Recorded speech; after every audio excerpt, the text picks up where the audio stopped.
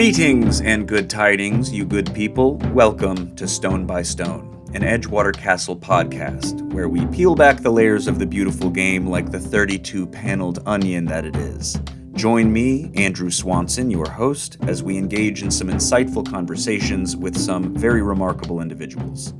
These brave souls will share their unique perspectives on the world and its game, their personal narratives, and how football has woven itself into the fabric of their lives like the thread in a highly personalized quilt. A heartfelt thank you to our production sponsors, Tightrope Recording, for their masterful sound engineering, and to our dedicated listeners. Your continued support means the absolute world to us, so thank you for it. Now, hear ye, gather round the hearth, pour something literally or figuratively warm into your cups, and welcome to Stone by Stone. Welcome back to another episode of Stone by Stone. I'm Tom Arneson. I got involved with the club several years ago, doing a lot of video. I do a lot of more administrative things now. But I wanted to bring on John Garcia, a local video professional. I don't know if that's how you would describe yourself, but I'm going to call it that for now. Close enough. Who's big in the soccer scene here. And we're going to just have a conversation about what you are up to with your organization, and we'll go from there. So, John, nice to meet you. Why don't you introduce yourself? Yeah, thanks, Tom. Well, thanks for having me, first of all. I didn't think we were special enough to be on a podcast, period. This is my first podcast.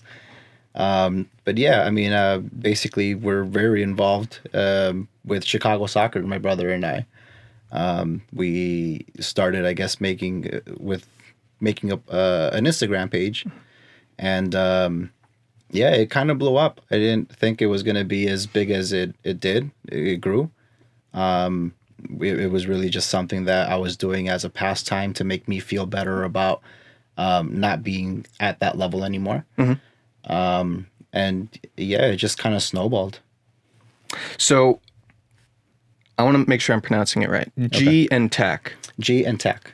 And so the N isn't like an and, I guess. Okay. Yeah. So G and TACC. There you go. .sports.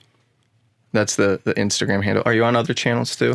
Yeah, we're on all of them basically. Okay. That's the same handle for all of them. So G and TACC Sports. What was kind of the inspiration for starting the channel? And if you could preface our listeners, our viewers with if they pull up that page on Instagram, what do they see? Yeah. Well, in the description, we have basically what it is, right?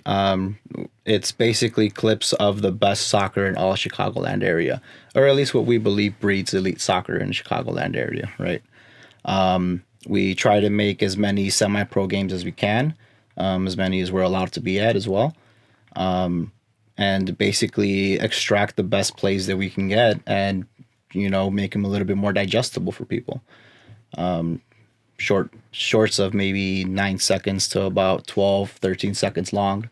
That's basically all we do. We don't really do very much other than that. But I guess it's something that a lot of people can appreciate.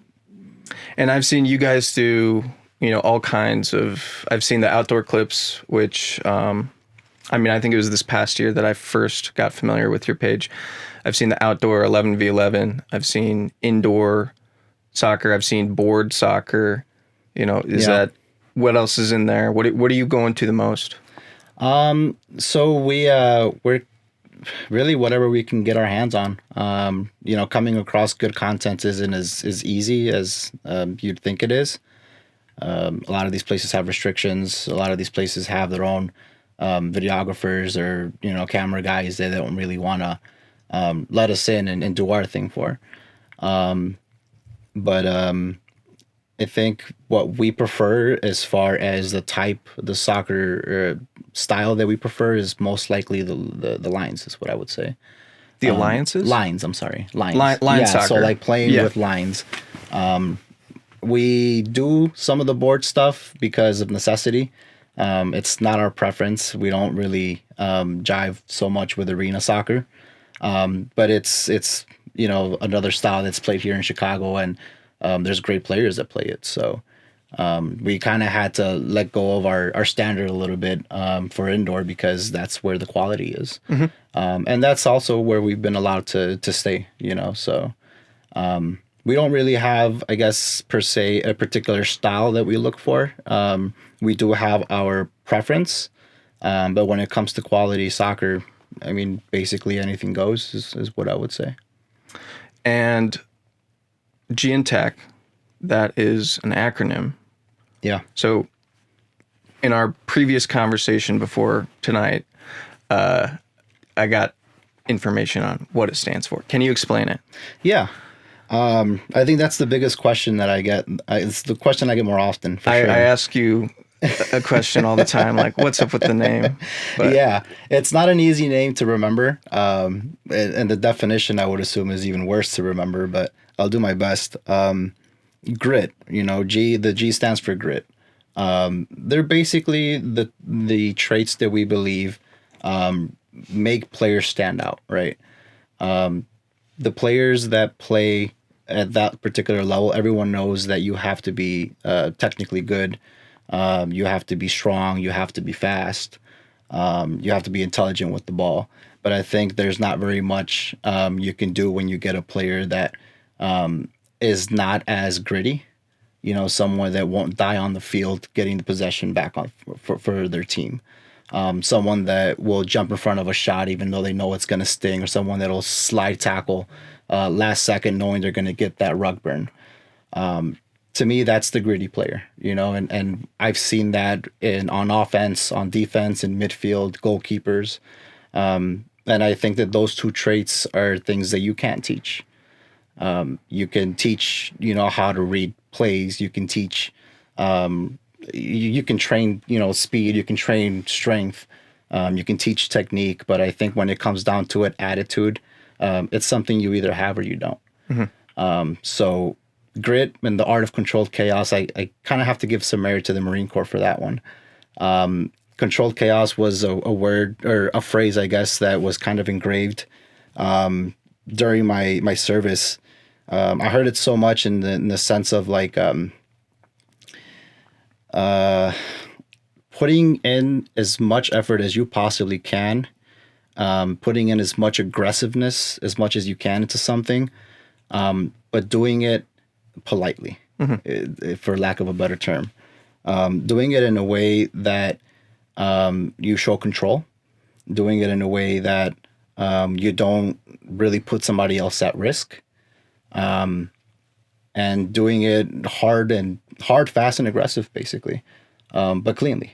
I think that's the key to that phrase, is doing it in a controlled fashion.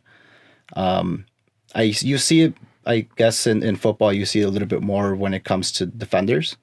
You see, guys slide tackling, and in a fraction of a second they can tell whether or not they can get the ball. And sometimes you see players pull out of the tackle last second, or sometimes they go through with it and it's a great tackle.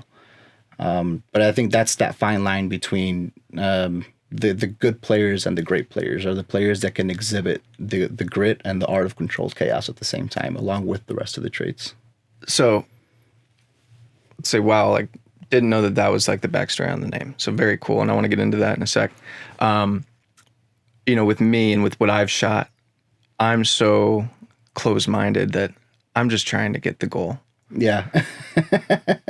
I don't like the other 100 clips in my reel, like, yeah, they go in the trash bin as soon as I need more space on the drive. Sure. So I credit you for valuing, and I apologize to any and every Edgewater defender and midfielder for all of the hard work that I recognize you do. It's just I don't have the vision.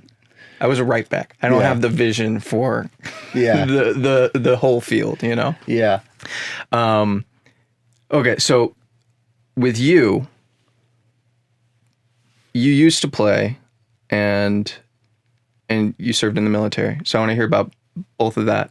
What was your soccer upbringing and your kind of soccer career? And then and how did you get to this point in your life? Well, as far as soccer was concerned, it's always been a major portion of my life. maybe not on my mom's side so much, but on my father's side, it's a point of contention even.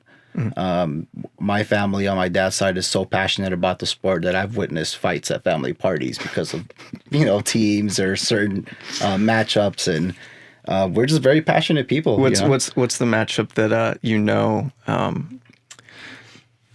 got incite a fight? You just know that day.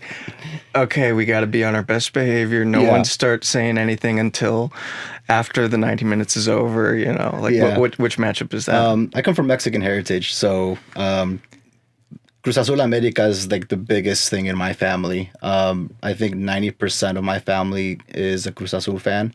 There's a small 10% that are America fans, but they're wild. So those matchups definitely, and it's not like there's no animosity between it. It's all fun and games, right? But it's passionate. The arguments can get passionate. Especially when there's a little bit of alcohol involved. People like talking or whatnot. But I saw it growing up. And I got engulfed by it basically at a very young age. And you're Cruz Azul, I assume? I am a Cruz Azul fan. You're part of the majority. Yeah, I'm part of the losers club. But I started soccer really late. I started at around 12 years old. Yeah, that's late. Yeah, it is late. I actually was doing karate before that, and I took a period of about 6 months after taking karate for, I don't know, maybe 6-7 years when I was a kid. So don't ask me anything about it because I have no idea anything of the sort of karate. But I basically had taken a 6-month period and I had gained a lot of weight as a kid. So my father basically got tired of seeing a fat body at home and he put me into soccer. So I'll be dead honest with you. In the very beginning, I knew it was a big part of my life and it was a big part of the family life, but I wasn't very involved in it. I didn't really like it as much. I knew that it was something that my family wanted me to do, but it wasn't so much in me that I wanted to do it. So was there a turning point there? There was. And this, I think, is kind of the reason why I am the way I am. There was an incident that happened almost immediately as soon as I came into the soccer life. I was 12 years old. I had never touched a soccer ball in my life. And my father had found a pretty decent youth team. A decent Hispanic youth team in the Belmont-Cragen area. I don't know if you're familiar with the area, but we used to play at Reese Park. Okay. So that youth league was actually a pretty competitive league. And this is my first year, so I really had no experience with anything at all. And I was playing field. I'm a goalkeeper. Okay. Yeah, I used to play goalkeeper.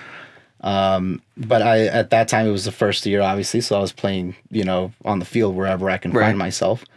The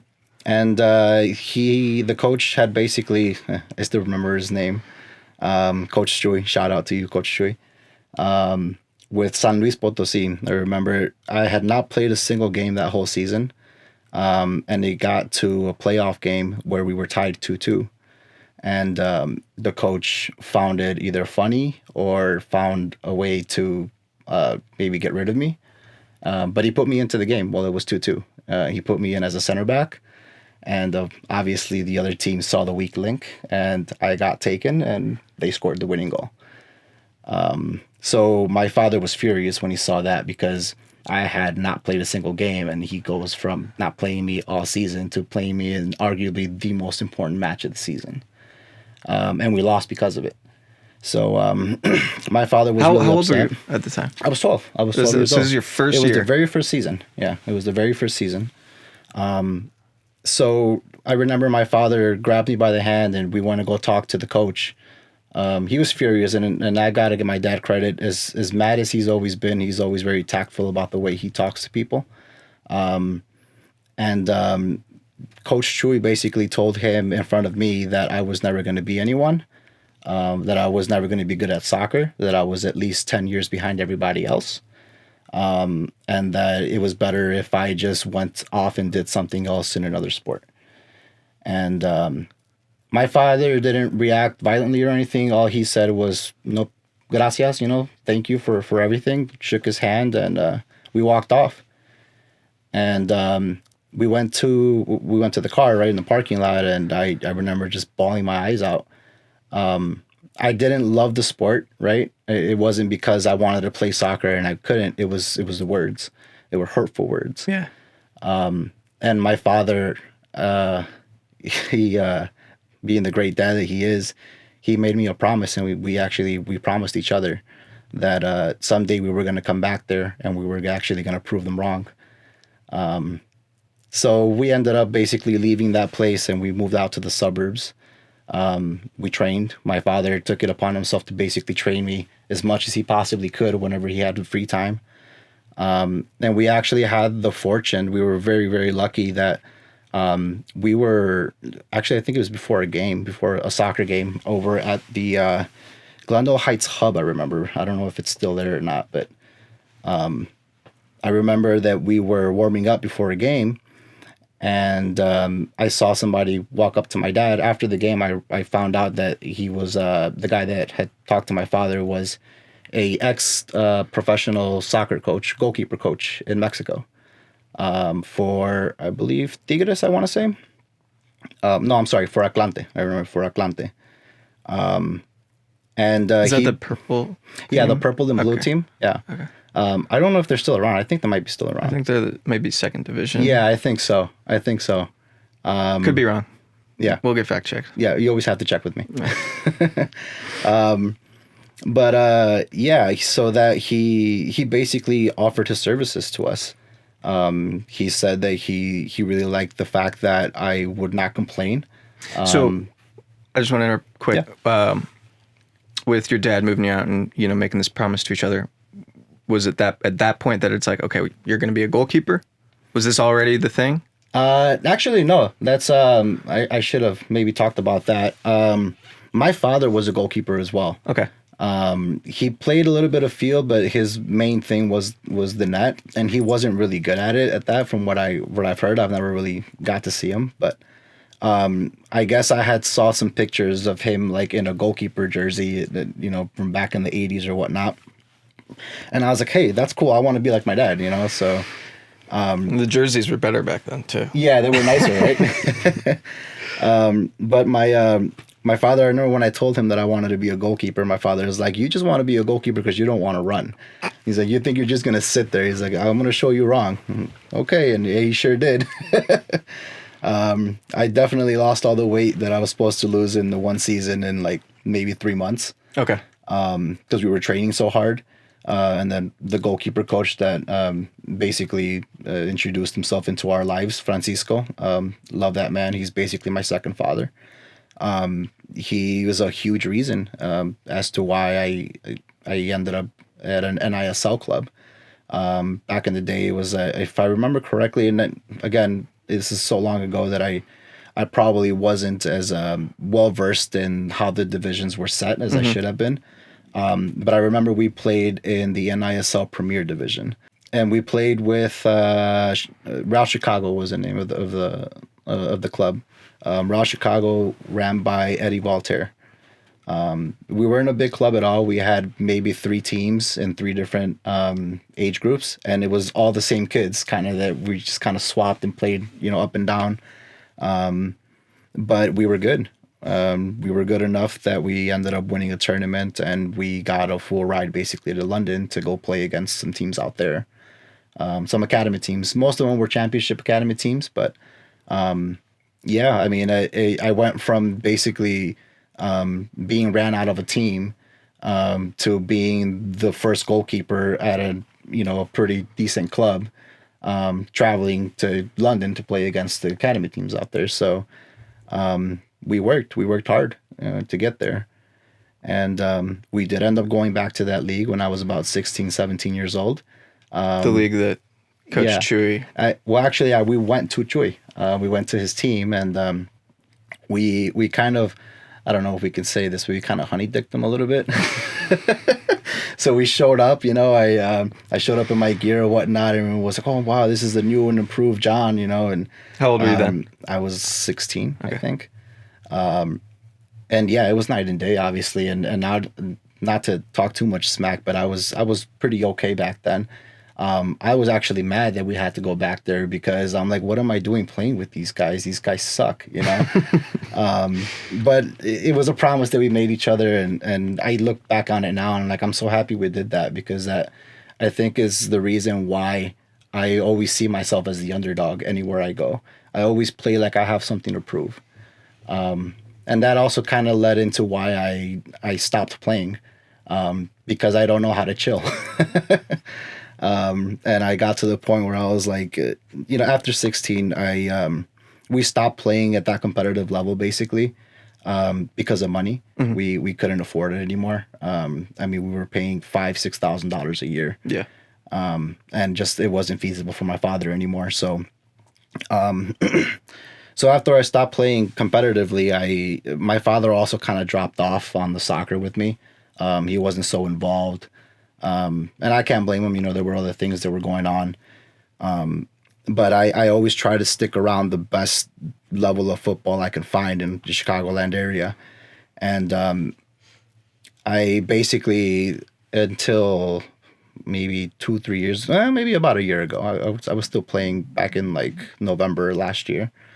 I spent it basically playing wherever I could, wherever I can find the good level at. But I stopped playing because I lost passion. I was no longer passionate about the sport. I found myself being upset more often than not when I was playing or when we'd come off of games. And with that came, I realized that the reason that I wasn't very happy was because of the level I was playing. It was no longer that competitive level. It was no longer where you feel like you have to put out every game. The intensity was lower. And it just came with time. It came with age. And I think that with that came the realization that I was no longer good enough to play at those levels. Yeah. So I was a little bit heartbroken because this is the sport that's been with me my entire life, and I absolutely have loved it forever. And I got to a point, that I didn't want to be involved anymore. And I also hurt myself. That also played a big role. Like an injury? Yeah, I had an injury. As a goalkeeper, I messed up my my elbow. I hear that clicking. Yeah. So it was a hyperextension. I don't know if it actually was. That's what I figured it was. I never went to the doctor for it because, well, I'm never going to be a pro. But yeah, it was a pretty bad injury that left me out for maybe about 7-8 months. And when I tried to come back, I just didn't feel the same. It still felt tender. I was scared. Mm-hmm. And that's where I had to sit down and have a serious conversation with myself and say, well, if you want to get back to playing, you're going to get back to playing at a good level because you're no longer passionate at the level you're at. So that means you have to lose the weight. You have to commit to it. And that's how you're going to get back. And I was real with myself and I was like, I'm not going to lose the weight because I've tried before. Life gets in the way. I now have a full-time job. I now have a wife. And I have to be able to allocate time to everything. And I was honest with myself and said, well, if I'm not going to come back to playing at that level, I'm not going to come back at all because I'm just going to hurt myself. If I don't lose the weight, all that's going to happen because I have no chill. I know how I play. I'm going to get into it, really hard in one game and that's going to be the end of it. So I stopped, I think for my own health. But I still wanted to be involved. I didn't want to give up on it because it's something that I have been at the lowest points of my life and soccer always finds a way to bring me out of it. So I knew that it had value in my heart somewhere. So because I grew up playing in the Chicagoland area, I basically knew where all the good leagues were. And this is where the passion reignites with starting the right. channel, right? Right, exactly. Okay, continue. So basically, I started showing up to the games just to watch. And I immediately got hooked, just watching, just being there and experiencing the level, experiencing the passion, the intensity, how intense the games are, how and how much importance the players put into every single play. And it reminded me of why I played, for so long and why I kept it around. And I was impressed. I was impressed with the intensity, and I just did what came natural. I had my phone on me and I started recording. And then immediately I realized that it was 5-6 minutes of recording to get maybe 6-7 seconds of good play. And that's also where it all started clicking. I'm like, well, this is crazy, because I'm looking over and I see that everyone's got the cameras, the big tall cameras. What are they called? VO. The VOs, yeah. And so I started looking up the VOs and the videos, and I'm like, this is trash, The quality is not the best. It's like from way up here, and like you see somebody give a pass across the field, and the thing's struggling to keep up, and then the ball's out of frame, and I'm like, well, this is what people are paying $1,000 for, I would love to like cut to an ad break for VO cameras right now. I don't think that'd be wise. Yeah, not to trash VO. I'm sure they have their, their romance, I guess. But I just don't think the technology is there. The ball tracking technology isn't there yet with cameras. And that's something that me, as a previous goalkeeper, tracking the ball is my specialty. So it came natural for me, keeping the ball in frame at all times, keeping it in that center. Never losing track of, who hit it, who made the play. And, I realized that everyone is recording their games, right? And they're 45 minute games. But like nobody's watching the videos. I'm looking at the views and I'm like, well, that doesn't look very good. And I immediately realized that it's because the video is not digestible. Yeah. Because I sat there at Palatine and I got, a 6-second play in 5 minutes. So this place that you saw the level again, and you got that passion back, and you were impressed about what this was. Palatine? Palatine. What's that place called? Soccer City. Soccer City in Palatine. It's the home of the Chicago Sockers. Great club.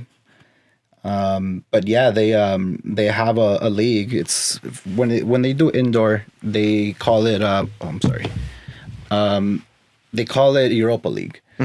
And there's teams basically from youth levels. The Sockers have their U16s, U17s, U18s playing there, U19s even. Their academy teams, and they play against adults. They play against Hammers. They play against Wisla. They play against Wisloka, who is a UPSL team.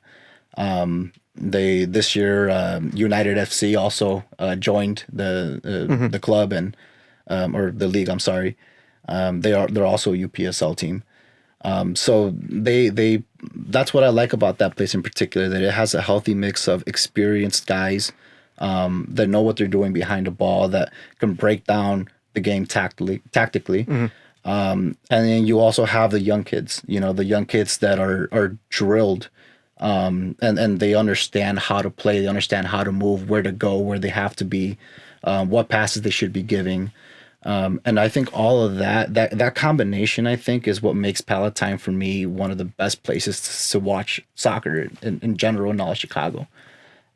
It's that mixture. It's the mixture of the youth and how well trained they are, along with semi-pro soccer, basically. Teams that play UPSL, teams that play in high levels in adult leagues. So you started going back to watch. You got out your camera. Do you remember what the first one you captured was? Yeah. And posted and created the channel? Yeah. I'd almost rather forget it because it was so terribly shot.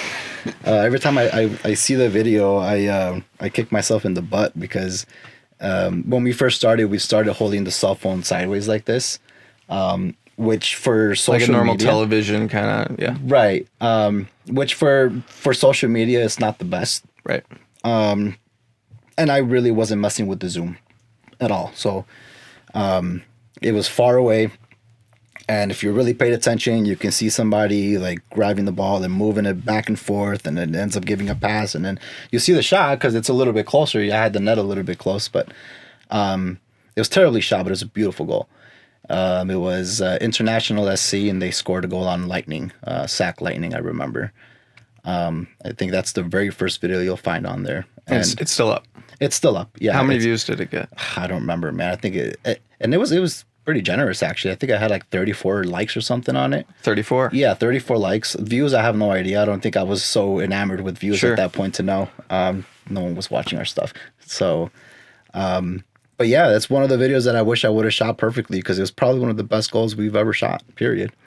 And they can see I have some questions written down, but I'm going to jump around here. You know, how many followers do you have now on Instagram? I think we just surpassed this week 19,700, give or take. Congratulations. Thank you. Was there a specific moment where it went from the 10, 20, 100, whatever, and quickly jumped? Yeah.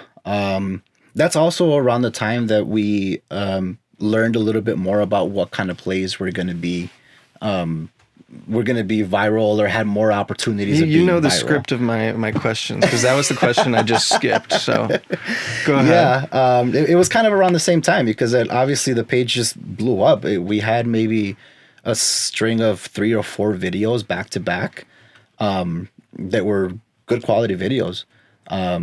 There was one video I particularly remember. It was what was it? An elastico. It was an elastico that I got right next to the boards over at Pershing. He's a great player too, so that obviously helped. But I got it so close, and it was. I think I know the exact one you're talking about. It was really close, and it was, we had the ball tracked perfectly, and it just hit. It was a good video, I guess, and the video was maybe 4 or 5 seconds long, right? But I think that video gave us a good couple thousand followers, yeah. And then after that, it was a couple of slide tackles, I think, that also made the viral list. But yeah, it's crazy how one video can definitely bring you thousands of followers, and then you can sit there and post 20 videos in a span of a week, and you'll get no followers from any of them. Right. But and in your opinion, they might even be better videos too. Yeah. Oh, for sure. I can't tell you how many times we posted something thinking, "Holy cow, this is gonna be a hit. This is gonna be crazy," and no one bats an eye. So that's why it's worth giving a follow, because the best clips you probably haven't seen yet. That's true. I think that's very true. I think we have a lot of things up there that people really don't pay attention to as much. But hey, like I said, everyone has their cup of tea, right? There's a million pages out there that'll show you the best goals that they can find, but we're, I think, one of the few pages where you can find the best goals, the best slide tackles, the best goalkeeper saves, the best plays, skill moves, players getting out of tight situations with composure. Even if they miss the next pass, sure, it's still a great move. It's worth posting. Yeah, that's the way we see it. I think we are very generous when it comes to putting stuff up that maybe most people might not put up. I don't put them up so much because they were finished nicely, because they ended in a goal, or because the pass was a good pass. Sometimes when there's skill moves, it's just a beautiful skill move to watch. And we'll shorten it out. If we have to make it a 3-4 second video, then that's what it is.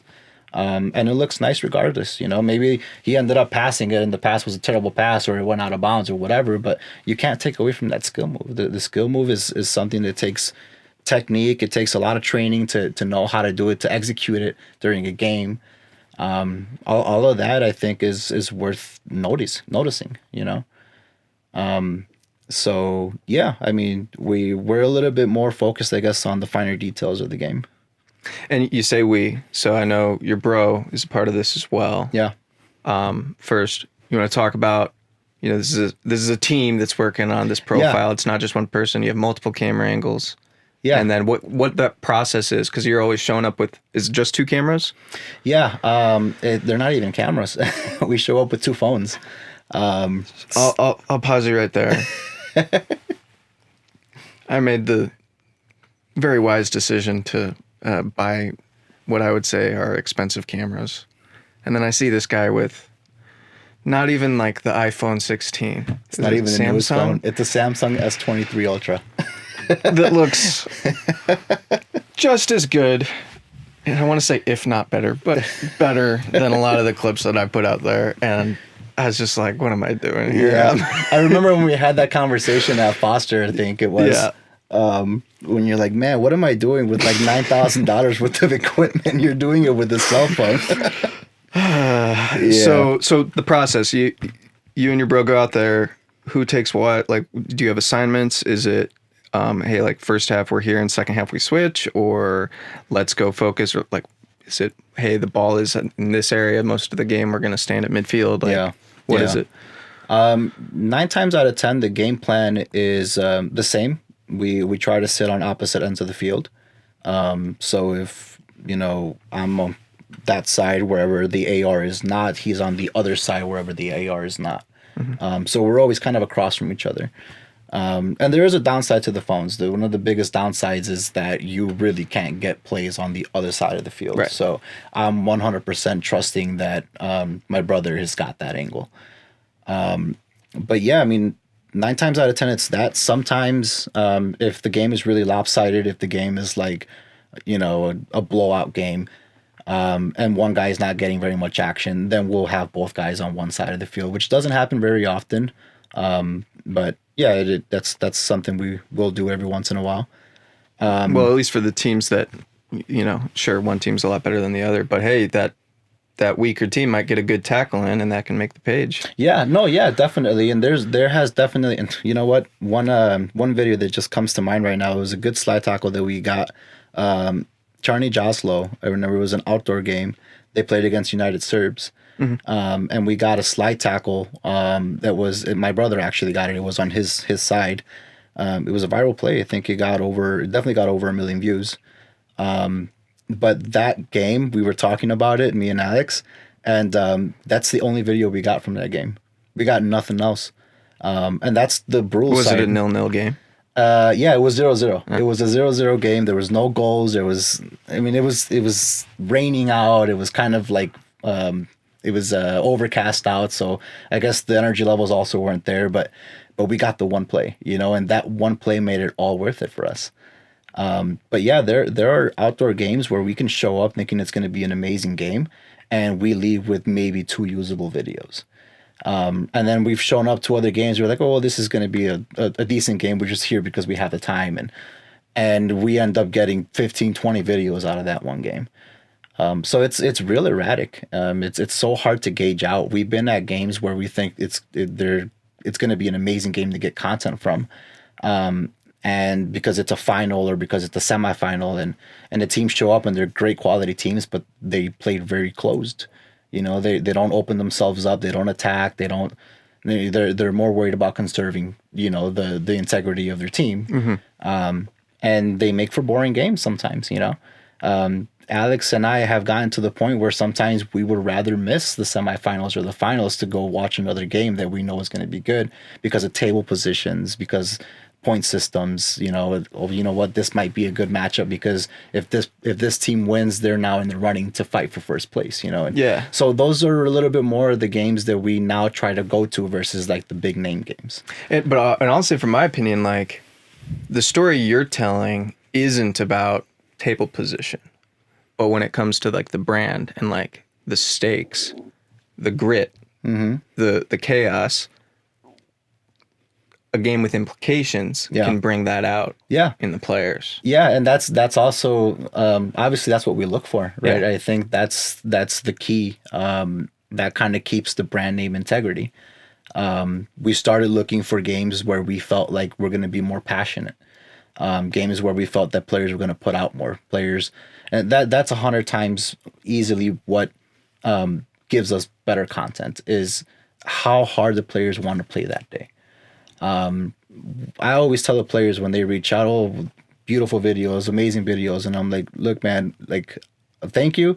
But this is all you guys, we just show up. Yeah. All we do is show up and we don't miss the ball. But 100%, depending on how you guys play, is how much content we're going to come out of here with. Yeah. and unfortunately there's been games that we thought were going to be great games and they weren't. And there's been games that we didn't think were going to be all that great and ended up being some of the best games for content. So I want to talk about like that getting access part again. Some fields like easy to get into, but is it like just some teams have no interest? They won't tell you when their game is, even though it's like a quality program. And is it like obviously Palatine has let you in, is it other facilities that are just like, hey, no recording allowed? Yeah, I think it's a little bit of I feel like some teams and some leagues might feel like we're taking away from them. And I find it hard to show them how we don't take away, but we give, right? Everyone might think that, the TikTokers make money, right? You've got a good page and you probably make millions of dollars because you probably see XYZ TikToker making it, right? But our pages are not nearly as big as that. It's hard for, I guess, teams to trust us because they don't know who we are also. Yeah. And I think that's probably most of it. I want to say I don't want to take anything personally, but I have done my due diligence, I feel, in sending out emails, making phone calls to the right people, because I ask around. You don't get out to these games unless you do your own research. Wisloka's not calling me saying, hey, I have a game here at this time. Like we have to do our own research and find out how we can get into these places. And we got to a point where we realized that most of the stuff that we were covering were Midwest Premier League, UPSL. And we want variety because obviously it looks good on the page to have variety. So we started reaching out to colleges. We started reaching out to teams that maybe we weren't so associated with, that we knew were good and that had the quality. And I can honestly tell you that to this day, as far as colleges are concerned, I've never had a response. And is that like going through the DMs? Is it like an email? Both. For colleges, I try to stay away from DMs, just because I feel like they probably have a media person that's in charge of it. That's not the decision maker on the other end. But you'd be surprised, even when you get to the decision maker, they really have no interest. I think you and I both do this for the same reason. Like it's not for yourself. Of course, sure, it looks great. Yeah, put it on your LinkedIn, whatever. But we're here to like show this level of the game because it's a high level. It's good. There's a lot of talent here, and they deserve a spotlight. Yeah. So 100%. I commend you for that, and I say, or I plead to the larger institutions, like that's why we're here. Yeah. Is to just help grow the game that you like playing too, that you're providing to your athletes, to your community. We just want to put a spotlight on it. So. Yeah, that's really it. I think that U.S. soccer gets bashed a lot, not only here in the U.S., but all across the world. And I'm not going to say we're the best. Obviously, we're not very good at it, but I think that there's been tremendous strides in the last 5 to 10 years, to the point where now we start seeing a lot of players come from other countries that play here, whether it's for college or for an opportunity, maybe an employment opportunity, but they're great players that play here. And I think that in itself has raised the level in Chicago here, especially Chicago being one of the major cities in the U.S. where people immigrate to for work anyway. Yeah.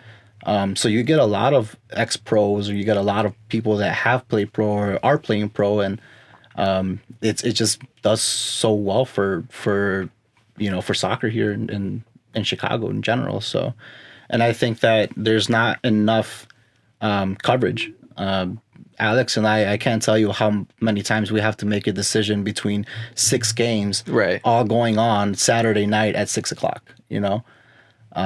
So there needs to be more of us. And I'm not saying G and TACC, but if there are other guys with cameras out there, heck, if you like just soccer in general, just show up. We're doing it with the phones. It's really as simple as showing up and paying attention. Just pay attention to the game. So we talked a little bit about, I guess it's not a negative response, but the lack of responses you've gotten.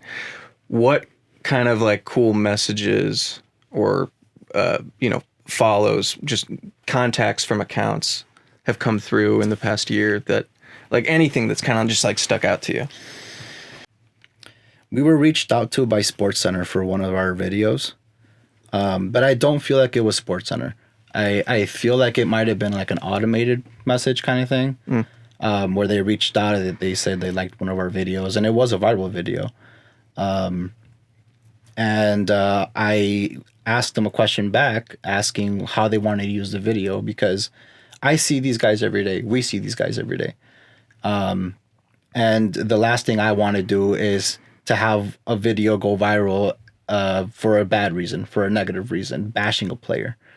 I know that not all of our videos are flattering to everyone, but there are certain videos that if they're used the wrong way can really, impact a player's career. And I know that, so I was trying to do my due diligence and asking them a question back and asking, hey, like, what do you guys want to use the video for? And same old story. I never got a response from them, right? Do you think it was like, do you remember the video in question? Yeah, I do. So what, you don't have to name teams, but like what happened? So it was a bad pass. And that's actually why I questioned.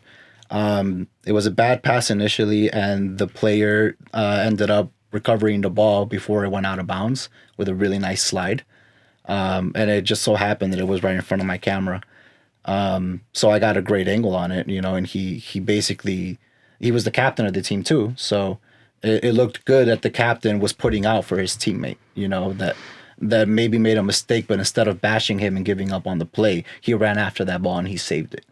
And then he still had the confidence in his teammate to give him the ball back after that, and I commend that, because that's as a captain, that's what you should be doing, right? And there's not very many captains that you can play for that do. But it was a bad pass at the end of the day, and you probably know as well as I do, social media is brutal. And the last thing I wanted is for that kid to get bashed because of one bad pass. So me and Alex sat down and we talked about it, and we're like, look, if SportsCenter gets back to us and tells us this is how we want to use it and it's going to negatively affect the player, it's a no-go. I don't care how much money they want to give us. It's a no-go, because we have to sit here and see these players week in, week out. And we can't show our face when we're doing that kind of thing. Right. They never reached out, so it wasn't even an issue, right? But I think that just goes to show that you have to have morals to a certain extent.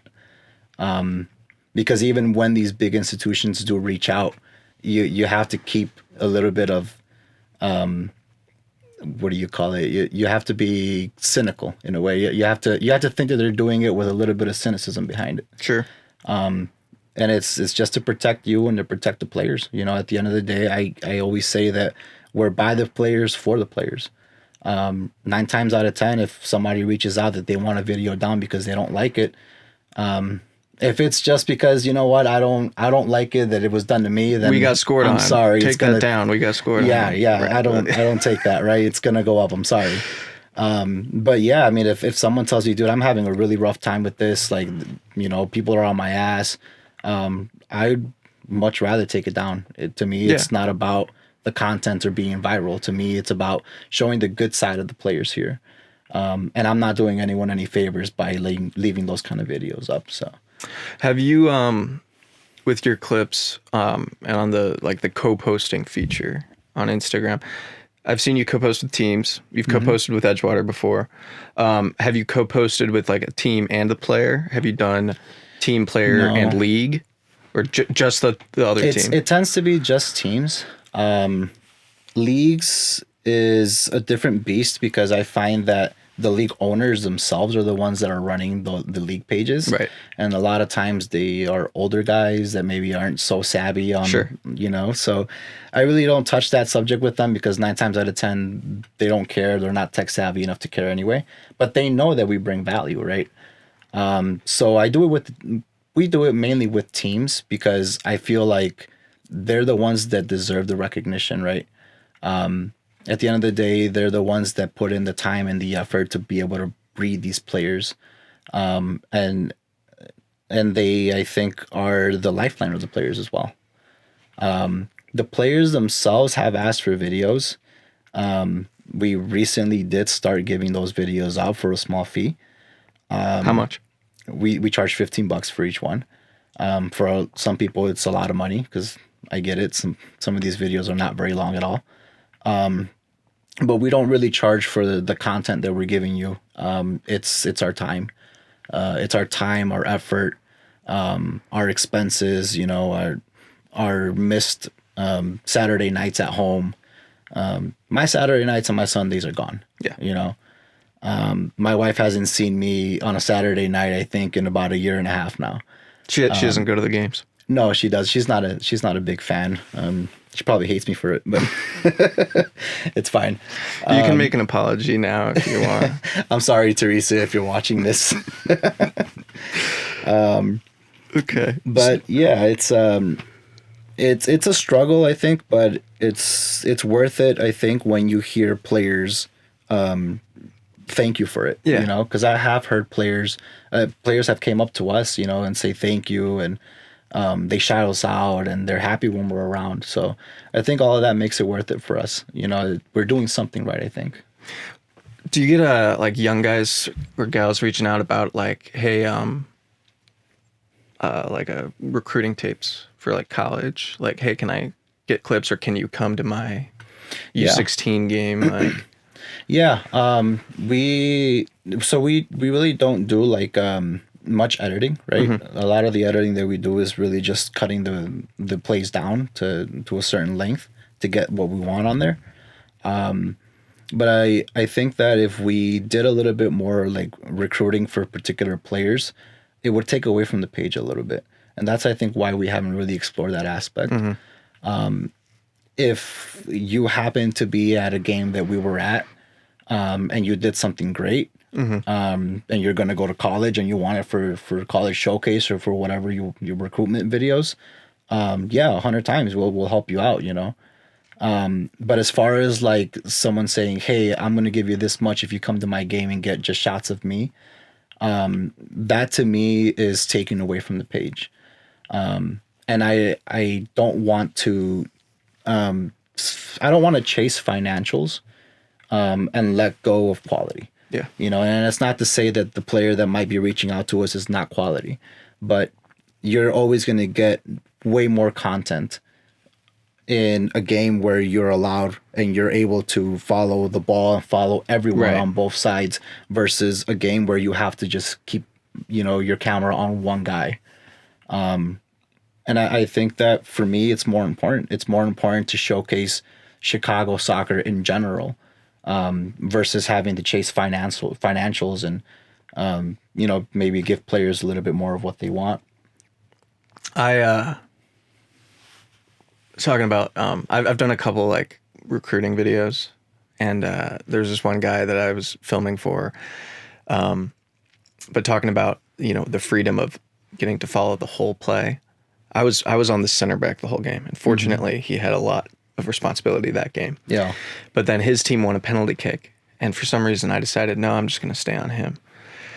Their team shot it, and it ended up being a triple save for the other keeper. Oh, wow. That I was watching while not having my camera pointed at it, and I'm like, are you kidding? Yeah. And the goalie, after the game, like, first thing he did was like come over to me, and he's like, hey, man. Did you and get I'm it? like, I didn't even have words. I was just like, I'm sorry. Like, I didn't. Yeah, it's brutal. I feel so terrible sometimes because we do misplace. It happens all the time. I like to say that we're like the classy number 9, right? Like we don't miss anything.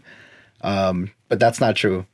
Just the style that we have when we shoot these videos, in order for us to be able to reduce some of the workload afterward, we have to shoot a certain way.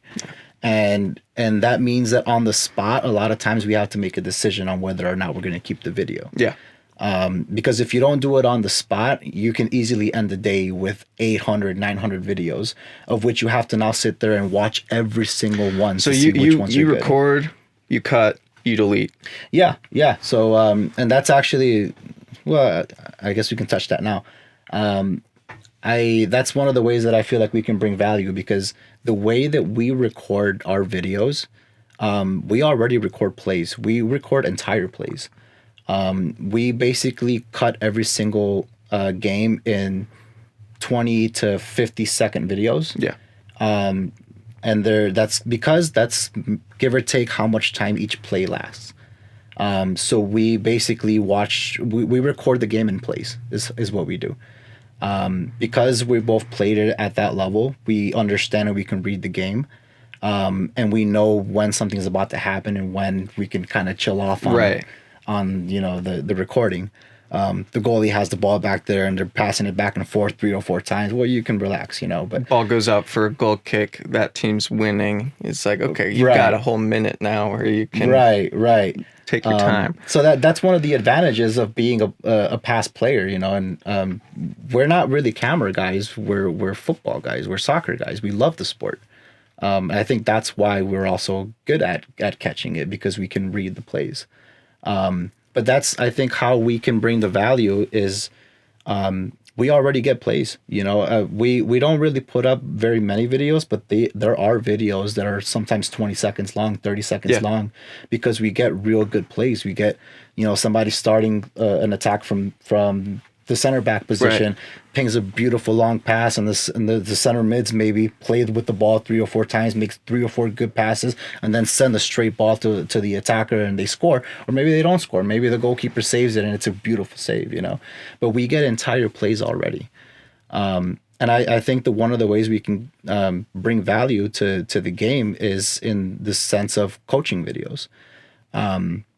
Being able to provide competitive academy teams with a way for them to correct their mistakes before their next match, right?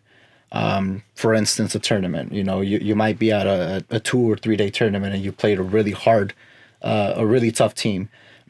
Well, you got scored on 2 or 3 times and they were all mistakes. What happened? Do you have video of it? You might have the veil, but does it really allow you to see absolutely everything? We have that advantage that we're on the field. We're really close. We have 2 angles. Almost all the time we have 2 angles because there's 2 of us. And when he'll record his side where the ball starts and the ball ends on my side. So he'll have the first half and I'll have the second half, or I'll have the first half and he'll have the second half. But we complement each other because on both ends we get the ball close. We get the play close. We can see from 2 different angles where different positions, where players were positioned differently. Yeah. And I think that can add a lot of value to a team that is playing a competitive tournament, for instance, and saying, you know what, I think I might have to play differently defensively against this team because this last time I tried something and it didn't work out. Well, let me see the video to it. Let me see exactly where were the faults and what I need to shift, what I need to change to be able to now play against a harder team and maybe come out on top. Or even attacking plays, what did we do wrong on attack that led to this or that didn't lead to the goal? We already do that. We already get entire plays, and 9 times out of 10, what you're seeing on Instagram is that entire 30-second play cut down to 9-10 seconds. Yeah, because the normal casual soccer fan doesn't want to watch the 30-40 second play. They want to watch the goal. They want to watch the slide tackle, the save. But coaches definitely do, and I definitely have gotten a lot of videos where I see it and I'm like, man, I should send this to the coach. The coach needs to see this. This is something that they need to correct, or this is something that they can definitely fix, So do you get a little bit of like mental turmoil with, I just want to DM this to the coach right now, but you don't want to step on his toes and be that happens a lot. I think especially it comes from a place where I also know my place. I'm not a coach. I've never coached. All of my experience with the game comes from what I was able to play. From my goalkeeping coach, because the way he made me look at things, we would practice the same plays a million times. There was a million different scenarios and I had practiced them all a million times. We sat there and we dissected video. We would watch plays, different outcomes. He would put me in those scenarios. He would change it on me last second and I had to figure out what I had to do to get the ball out. And I think that really drove home a different way of looking at the game. And I really do think it's when you're a goalkeeper, you really do see the game differently. You see it from the back. You're watching all your chess pieces move left and right, up, back, rotating. Players making runs. You can see the spaces. You can see the weaknesses in your defense.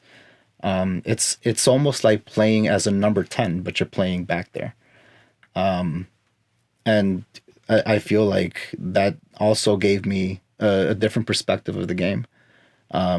They drove home so much the analytical part, as far as breaking down tactics through video, that I remember it stuck with me my entire life. So I would play games, and even as an adult, I would play games, and I would come out pissed off because, like I said, I had lost passion. I was playing at levels where, it is what it is. But I remember coming out of those games and I would beat myself up for 2-3 hours after the game, just thinking about, how did that goal get scored on me? Why was this guy here? Why was he not over there? Why didn't this guy follow his mark? Why did I go over here? Why I should have left that guy and gone this way instead, And I beat myself up over the tactical side of the game after every single game. Yeah. And I think that doing it for so many years, it brings home really the tactical side of the game. So even though I've never coached, I did referee for a little bit. Do you want to coach? Honestly, no. I don't. It's funny. I was having that conversation with my wife last night. She asked me the same question, would you ever coach? And I told her I might be willing to coach the right kind of kids. What age group would that be? I feel like it'd have to be between U14 and like U18, if anything. Okay. Just because I also need to be interested. And for me, an interesting game is an intense game. And so you got players that like know the game, probably want to be there at this point in their career. Right. These are now, I would assume that at that age, most kids are really considering being pro or jumping to, higher levels. Pro, right. So I feel like that might be the right kind of kid. The kid has to be very, very motivated. They have to be very committed. Gotta have grit. Of course. But I don't feel like that kid exists very often out here in Chicago. There are certain institutions where you see them, in which case they have better coaches than me. So right. I don't see me coaching anytime soon. But I do feel like I can provide value in videos for coaching, I have an eye, or we have an eye, because Alex does too. Half the things you see on Instagram are his. Yeah. We both have an eye for reading the plays and understanding what's going on and what's about to happen. And I think that coaches can really use that. I think coaches can really, sit down and just the ability to be able to go back in time and reverse and watch the video 10, 20 times and really figure out to the nitty-gritty where we went wrong. I think that would be huge for a lot of the academy teams out here. I think that's why they invest in things like the video. Yeah. Well, we're going to take a quick break for a potential ad read, and we'll be right back. Thanks. All right, welcome back to the pod. John, I've got a few more questions for you, and then we'll wrap up. Of course. So, next couple years, 2 to 5 years, 2 to 3 years. 2 to 3, 2 to 5. What's the plan? What's in store? Where do you think that next level is? I think I definitely do want to keep the videos around, right? Alex and I have kind of had a plan for this whole thing from the beginning, and I think things are starting to kind of fall into place, hopefully, in the next couple of weeks here.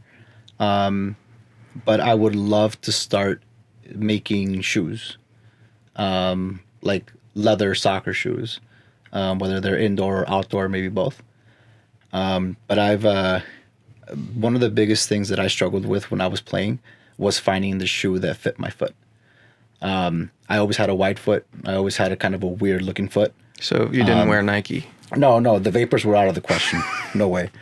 Well, actually, I did wear Nike because there are some Nike shoes that fit. The Legends, the Nike Legends, the old school ones, I love Because those are leather, right? They were leather, right? Yeah. So that's where I started making the correlation. After so many shoes that I bought, I found that leather would always fit my foot the best. So I have this thing that I keep saying, and it doesn't make sense to me how in the football soccer world, everyone expects the player to be consistent every single game. You have to be consistently good. You have to be consistently fast, consistently strong, consistently intelligent. But the tools that we give the players to do this with are never consistent. You might find a shoe that fits your foot perfectly that you feel gives you that advantage, that edge over your opponent for a season, and you wear it, and you fall in love with the shoe. And the following season, Nike or Adidas revamps the shoe, and now it's a whole different shoe because now they added materials or took away materials or they made it differently. Right. And now you're back at square one. Now you have to look for another shoe. And that doesn't make any sense to me. It doesn't make sense that we require them to be consistent, but the tools that we give them are not. So you want to know what I've done in that situation? If I get a shoe that I really like, You buy like 10 pairs? I buy a second pair. Yeah. Yeah, but even that, how long is that going to last you? It's going to last you maybe another season? Right. Well, right? And then you have to look for another shoe. Right. At this point, it's going to last me forever. Yeah, right. So, what are the plans for, first with the shoes, is that going to be under the G TACC brand? Yeah. That's what we're hoping, that we make a G TACC shoe. Manufactured by us, basically. Like, we want to make it. We want to physically make a prototype and bring it to a manufacturer and say, I need you to make this particular shoe. Well, I wanna help tell that story, but as we know, your cameras are better than mine. So we can talk later, Tom. what are the plans over the next couple of years for coverage? Because you're in Chicago, you're in the suburbs. Have you gone out of state yet? Have you gone down to Indiana? No, we haven't. I'll be honest with you. The geography in the U.S. just doesn't play fair with us. Yeah. It's such a massive country. Even here in Illinois, if we wanted to travel a little bit out of the way, I was telling you before this that we went to Peoria. Peoria is about a 3.5-hour drive one way. Yeah. So that whole ordeal took us 7 hours just in driving to get there and do 2 hours of footage. So unfortunately, I don't see us getting more coverage. I see us maybe bettering what we do. And one thing's for sure, I never want this to go away. I never want the video aspect to go away. Yeah. Because I feel like that is, in our essence, how we bring value to Chicago for now. So I no matter what we end up doing in the future, whether it's shoes, whether it's a facility, whether it's whatever, the videos have to stay. But I'm just not exactly sure that we'd be able to cover more space. I think it's more feasible to me, and maybe this goes in a little bit more into like the longer term plan. It's more feasible to me to make all that great soccer conjoin in one place. Yeah. And bring that to us, right? I think that makes a little bit more sense. Maybe a tournament. Maybe a tournament. Maybe a cup. Maybe a cup. Maybe an actual facility. You know, an actual facility strategically placed somewhere where the inner city kids can come out and the suburb kids can come out and meet at a happy medium where everyone feels safe, and we can play the best level we can find in Chicago. But I mean, that's maybe 10, 20 years from now. We'll see. What's any groups that have kind of been an inspiration for you during this? Yeah. So when I first started kind of doing research into what I wanted to do with videos and how I wanted to do it, I came across the Portland Timbers Academy team page. If you ever get a chance to look at it, a lot of their videos are very similar to how we style them. Okay. They have better cameras, obviously, and they got people that know what to do. But I try to model their videos because I felt like it was the purest form. There's no edits. There's no music. It's just the essence of the play. And I like that. I like that You're no nonsense. It's the ball rolling and the players, and that's it. So I took some inspiration from them, and I would say the second point of inspiration for us is the players themselves. It's once you get to this level, you realize how many teams or how many players are so committed to it. There are players that jump off the pitch and all they're doing until the next time they hop on is going to the gym, eating right, taking care of themselves, training, breaking down analytics, watching videos. And I think that those guys don't stop. So why should we? Those guys deserve to be recognized. Those guys, that hard work that they put in every single day off the pitch deserves to be recognized. So they're probably our biggest inspiration is showing up for them because they already put in the work. All we have to do is show up. I love it. All right, I'm going to jump into some rapid fire questions. Okay. These weren't on the script. So just answers as quick as you can. Good to go. You got to choose between these three. Okay. Celebrate with the fans, celebrate with the camera, celebrate with your teammates. Celebrate with your teammates, I think. Well, actually, you know what? I'll say this. I got a video at a Diver City game where they scored, and I think Diver City actually used the video, if I remember correctly. They scored, and then they came to the camera, and they were like celebrating between them, and they were like screaming in the camera. And then I got the other half where they jumped over to the fans, and I've seen this one. yeah, it was just such a passionate. They video. lost that game. They did. It was against Black Cat. Yes, Yeah. they ended up losing that game, but that goal was instrumental because I believe that goal actually tossed them into extra time. Yeah. So it was like a really passionate moment, and although they lost, the video itself is a beautiful video to watch, and the players made it beautiful because they celebrated with all three, right? Exactly. Okay, this is a this or that. So Okay. in the lens of your camera lens, crunching tackle or diving save. Crunching tackle from a goalkeeper, I have to say. Crunching tackle or nutmeg. I still have to go with the tackle. I'm Okay. sorry. I'm a defender at heart. I'm a goalkeeper. Crunching tackle or rainbow flick. Crunching tackle. Crunching tackle or side volley. I think it'd be close. I think a side volley. I think I have caught one side volley. Beautiful. Side volley or Panenka. Side volley. Side volley or bar down free kick. No, side volley.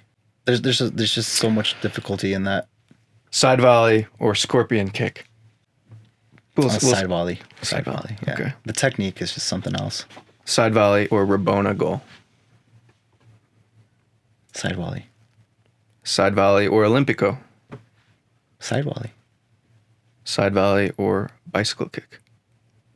I haven't caught a bicycle kick yet, so I'll say a bicycle kick on that one. Okay. Before we head out, why don't you tell our listeners, our viewers, how and where they can follow you? Yeah. Well, our handle is G TACC Sports, basically on all platforms. TikTok, I believe we're not really putting stuff up there right now because since the whole ban, it's been a little bit finicky. I think Alex said he might have put one video up. And It's banned and then it's not, and then it is. and yeah, then not, it's odd. I'm not sure what's going on, but he said he put up a video and the quality was really crap, so we brought it back down. Okay.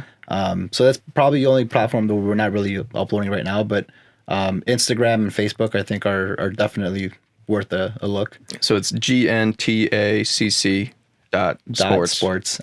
Yep. Yeah, at whatever. At Gmail too. Right? Yeah, that's also our email. Well, before And you our head Zelle. out though, That's also our Zelle if you want to sell us the money. Zelle, Yeah. they're on Zelle and Venmo. No, we're not on Venmo. Not on Venmo. Cash App. No. Zelle. Okay. Zelle. Zelle and cash. So before you go, we'd like to give things to our guests. So we have one of our posters here. This is a Caden McGreevy original at Caden Grams on Instagram. He made a bunch of posters for all of our games last year, so we wanted to give that to you. Thank you. This is beautiful. Yeah. Why don't you Gorgeous. show that One of my camera favorite over fields, there? actually. I know, one of my favorite. Maybe that's coming up in focus, maybe not. You can throw it over here. All right. John, appreciate Thanks, Tom. it. Of course. Thank you for having me. See you this summer. For sure. You won't be able to get rid of me. Trust me. All right. Ahoy there! Thank you for listening to Stone by Stone, an Edgewater Castle podcast. Be sure to listen to our next episode, or better yet, subscribe to our channels on YouTube, where you can find video versions of our episodes, Spotify, Apple Music, or anywhere else you get your podcast fix. We'll have a lot of exciting new content coming up throughout the year, and we want you to stay along for the ride. In fact, you should probably just follow us on all social media platforms also. You know, just to be safe. And with that, I leave you be. Enjoy the rest of your day. Thank you so much for supporting the club, listening to the podcast, and as per usual, go Rooks.